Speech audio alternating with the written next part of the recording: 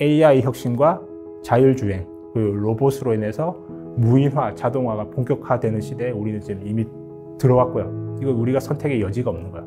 여기에 적응하느냐, 적응하지 못하느냐. 그리고 무인화, 자동화, AI 혁신을 통해서 생산성을 기업이 만들잖아요. 기업이. 그게 테슬라가 만들고 엔비디아 만들고 팔란티어가 만들고, 그리고 그 기업들이 필요한 기술을 국내 기업들이 있죠. 그게 제가 계속 말씀드린 두산그룹, 한화그룹, HD 현대중공업그룹. 큰 거대한 시대적 변화. 즉 바람의 방향이 바뀌었다는 거예요. 네. 바람의 방향이 바뀐 거예요. 새로 바뀐 바람을 타고 우리가 나아가야지 미래 AI 시대에 우리가 큰 부를 이룰 수 있는 기회가 우리가 잡을 수 있는 거예요.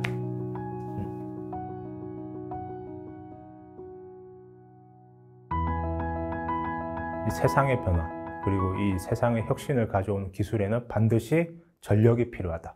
그 전력은 안정적이어야 되며 또 값이 싸야 되고, 그리고 무탄소여야 돼요. 이 세 가지 조건을 충족시키는 것이 원전이었고요. 하지만 제가 시작했을 때 당시에는 이제 탈원전이 진행 중이었어요. 그래서 이 두산 에너빌리티라는 기업은 정말 대중들로부터 외면받고 있는, 가치가 정말 쓰레기 수준으로 정말 처참할 정도로 평가를 받고 있었고요. 저는 어쩌면 이 쓰레기가 나중에 진주로 돌변할지도 모르겠다라는 생각을 했었습니다. 그때 가졌던 제 생각이 지금 현실이 되고 있네요. 그러니까 저는 계속해서 이 세상의 발전 그리고 기술의 혁신에 대해서 공부를 했었어요. 그때 당시 우리가 열광했던 기술, 자 비트코인, 그렇죠? 그리고 테슬라가 이끄는 자율주행 기술, 또 AI라는 그 챗GPT라는 시대를 바꾸는 혁신 기술이 나왔고요. 그로 인해서 엄청난 또 AI 칩이 많이 필요로 했고, 이 모든 기술의 발전이 이 두산그룹이 하는 비즈니스와 많이 연동이 된다는, 제가 이 두산에 대한 공부를 하면서 그 확신이 계속 들었었어요. 그건 여전히 대중은 두산이라는 기업에 대해서 부실 기업이라는 꼬리표를 달고 있었기 때문에 외면을 하고 있었죠. 그래서 저는 거기서 제 인생을 바꿔주는 기회를 잡을 수 있었습니다. 자, 제가 코로나 때로 우리가 기억을 더 되돌려 보면 그때 당시에는 폭발적인 유동성 장세가 있었죠. 제로 금리 상황에서 모든 이제 성장 기업의 주가는 이제 연일 폭등하고 있었고요. 그때 대표적인 게 테슬라였죠. 그리고 우리나라에서는 2차 전지, 그리고 수소, 태양광, 풍력 등 그런 신재생 에너지 위주로 이제 각광을 받고 있었습니다. 근데 저도 초반에 이제 2020년도까지는 그런 기업들에 투자를 해서 이제 한 2억 정도 제 자본금을 만들 수 있었고요. 근데 21년도부터는 제가 고민을 많이 했었어요. 왜냐하면 그때 코스피가 3천을 갔었고요. 그때 연일 언론에서는 10만 전자 이야기가 나왔었어요. 그리고 애플카라는 이야기가 돌면서, 애플카라는 이야기가 뉴스에 나오면 현대차가 갑자기 10%가 올라가고 뭐 그런 초유의 사태가 일어났었던 거죠. 그때 저는 그때 분위기를 제가 직감적으로 느꼈던 거예요. 20년간의 투자 경험을 돌아봤을 때 항상 그럴 때는 내가 몸을 움츠려야 된다. 그걸 경험적으로 알고 있었던 것이죠. 근데 그 상황에서 내가 저평가된 영역을 저는 본능적으로 찾기 시작했던 거죠. 그게 바로 원전이었어요. 그때 저에게 투자 영감을 줬던 것은 어느 날 중국에서 원전을 100기를 건설하겠다는 그런 정책을 발표를 했습니다. 그 정책을 보고 저는 깊이 생각을 해봤습니다. 왜 이 시대에 중국은 원전을 100기를 건설하겠다고 발표를 할 것인가? 저는 그리고 제가 평소 공부했던 AI, 그리고 전기차, 이 모든, 그리고 심지어 비트코인까지, 이 모든 기술의 혁신에는 반드시 값싸고 안정적인 전기가 필요하다는 그런 결론에 도달하게 되었고요. 그 대표적인 게 원전이었는데 우리는 이 원전 관련 기업들이 너무나도 그때 저평가되어 있었던 거죠. 그리고 내렸던 결론은 중국은 알고 있구나. 반드시 원전이 필요한 시대로 돌아올 것이라는 것을 중국이 알고 지금 선점 투자를 하고 있구나. 그런 결론을 내렸었고요. 그렇다면 앞으로 우리나라도, 이제 우리나라 같은 경우에 대표적인 자원 빈국이잖아요. 자원이 없어요, 우리나라에서. 그럼 우리나라가 지금까지 선진국 반열에 오를 수 있도록 안정적으로 값싸고 안정적인 전기를 공급했던 게 그 주요 발전원이 바로 원전이었던 거예요. 저는 어쩌면 우리나라 원전의 시대도 돌아올 수밖에 없을 것이라는 결론을 내렸습니다.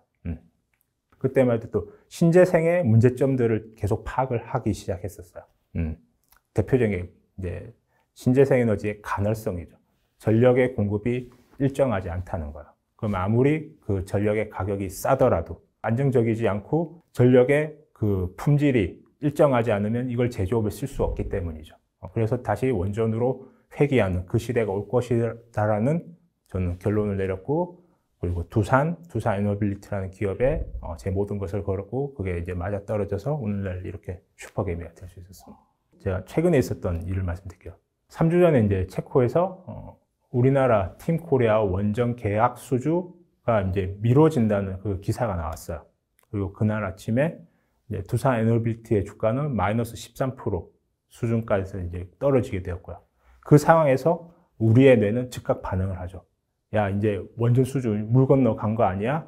이제 한국이 원전 수주 이제 끝났네? 안 되겠네? 빨리 탈출해. 이게 1차 원적인 우리의 뇌가 내리는 생각일 거예요. 그 상황에서 저는 이 문제의 본질을 보려고 노력을 했던 거죠. 자, 프랑스가 왜 지금 우리나라 원전 수주에 대해서 딴지를 걸지? 이유는 간단해요. 앞으로 원전 시장이 엄청나게 커질 것을 프랑스도 알고 있기 때문에 체코의 원전 수주를 통해서 자기들도 원전 산업을 육성하고 싶었던 거예요. 그렇기 때문에 강하게 계속 딴지를 걸어오는 것이었고요. 그럼 체코 입장에서 생각해보면 체코는 왜 이웃나라, 바로 EU라는 한 연합체계에서 있는 프랑스를 배제하고 왜 한국에 줬을까? 이유는 간단합니다. 합리적인 가격에 적기에 그리고 이거를 완공할 수 있는 능력은 한국이 유일했기 때문이죠. 그럼 이 상황에서 최악의 상황을 가정을 해보는 거예요. 최악의 상황은 이제 체코의 원전 수주가 이제 프랑스로 넘어가는 것이죠. 하지만 이미 체코 현지에는 두산 에너빌리티의 현지 기업이 있습니다. 체코 스코다 파워고요. 그리고 체코의 정부에서 원하는 것은 현지화예요. 일자리를 창출해야 되기 때문이죠. 그래서 설사 프랑스가 이걸 가져간다 한들 스코다 파워를 통해서 계속되는 두산 에너빌리티는 거기 원전 주기기를 납품할 수 있고요. 그리고 현지 고용을 계속 늘릴 수 있어요. 저는 이 사실을 알고 있는 것이죠. 그렇죠? 근데 이 사실을 모르고 본능적인 그런 1차원적인 이 공포에 집어던지신 분들은 거의 마이너스 10%, 11%, 12% 여기 다 집어던지셔요. 그런 돈들이 저 같은 사람에게 다 넘어오는 거죠. 근데 제가 말씀드리고 싶은 건 어떤 문제가 발생했을 때 그 본질을 이해하고 있다면 같은 두산 에너빌리티라는 종목을 투자를 해도 성과는 천차만별인 것이죠. 단지 1차원적인 그 생각에 끌려다니는 사람들과 저처럼 이제 본질 가치에 주목하는 사람들, 이 돈이 계속 옮겨오는 거예요, 여기서. 네. 일관되게 말씀드리는 건 우리 눈에 보이지 않는 기업의 성장 가치, 내재 가치인 거예요. 제가 이제 이야기 드리는 건 두산을 사라고 말씀드리는 게 아니에요.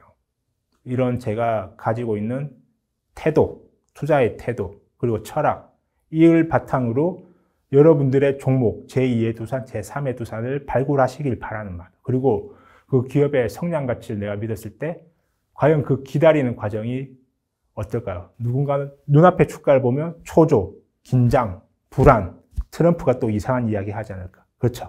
그래서 장기 투자를 못하게 되는 거예요.